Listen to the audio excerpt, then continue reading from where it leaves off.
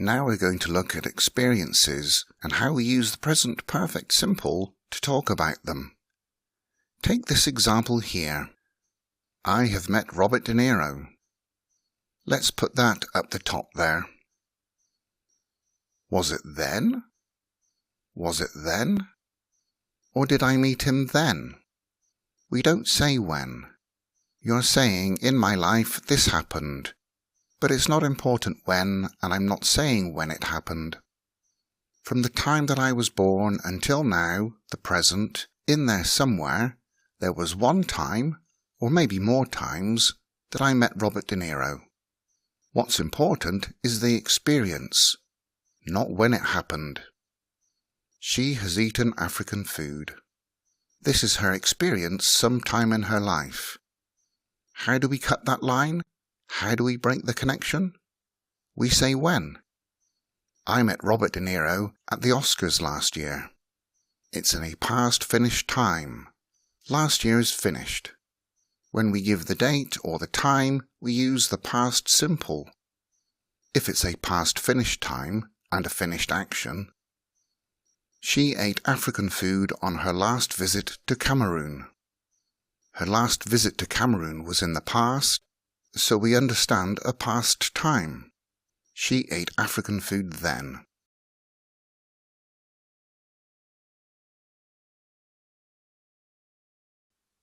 Look at these two sentences. My grandfather has met the Queen. My grandfather met the Queen. Which is correct? Have a think. A is certainly correct because it's an experience. But B is also correct. Why is that? Well, one of my grandfathers is alive, Grandfather A, and the other one, Grandfather B, is dead. Our experiences die with us. For my grandfather who is alive, he has met the Queen. My grandfather who died, he met the Queen in his life, but now he is dead. His experiences died with him. Past simple. That is another way of cutting the connection. Consider these two sentences. I haven't seen the Mona Lisa. I've never seen the Mona Lisa. Sentence B is a little more specific because it uses the word never. And we only use never for experiences in the present perfect simple. So the listener will think, this is not his experience. Whereas sentence A could be an experience or a result, something that we're going to see in a later video. Sentence B, as I said, is clearly about experiences because we have the word never. We can ask two different questions. Have you seen the Mona Lisa? Or, have you ever seen the Mona Lisa? When we have the word ever in a question, we are asking, in your life, is this your experience? Sentence A is not wrong for experience, but it could also mean a result. So if you want to be specific, ask a specific question about experiences, use the word ever. Let's look now at negative questions. Negative questions, like in other tenses, give the meaning that the speaker expects the answer no, or surprised that the answer is no. Haven't you ever met your real father? Have you never met your real father? The speaker thinks that the person has never met their real father. They think the answer is no, or they are surprised about this information. Those are the two ways of asking. Haven't you ever? Or have you never? Consider these two sentences. She's gone shopping at Macy's. She's been shopping at Macy's. Both are correct, but with different meanings. Sentence A is for present results only. Again, that's in a later video. If you're talking about experiences, you would use sentence B. and for some results, which again, we will see that later. This looks strange, right? Using the verb to be instead of to go.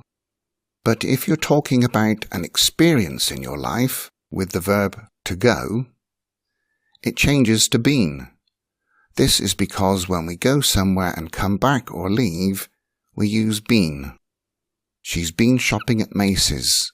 This means she went there, then after shopping, she left. This is her experience. Let's now do some practice.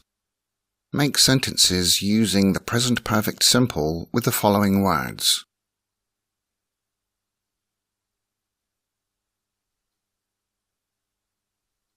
They have climbed Mount Everest.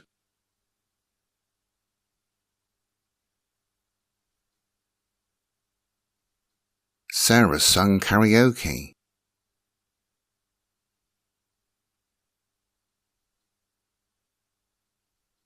I've been to Barcelona.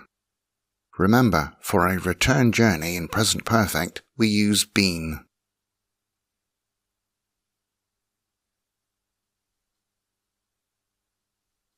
Haven't you ever seen the ocean? If never was in that sentence, it would be, have you never seen the ocean?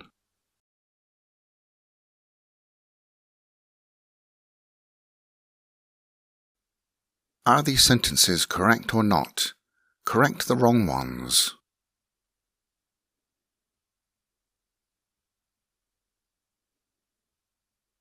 That's wrong. She has never tasted coconut. Or, she hasn't ever tasted coconut. That's correct. It's a return journey. And that's correct.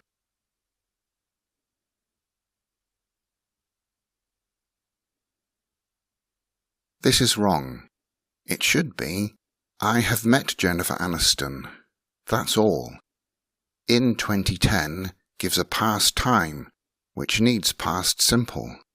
I would have to say, I met Jennifer Aniston in 2010. And I will always remember that time.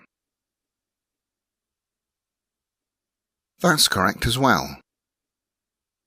I've put a tricky one in here. It's actually correct. Why? This isn't about a return journey. This is about an activity. Remember, you can say that your hobbies are, for example, going jogging. You can say something like, I go swimming. That's an activity, go plus verb ing. Therefore you can say, have they ever gone skiing? And that's okay. Have they ever been skiing is also okay. But that's just an extra little rule.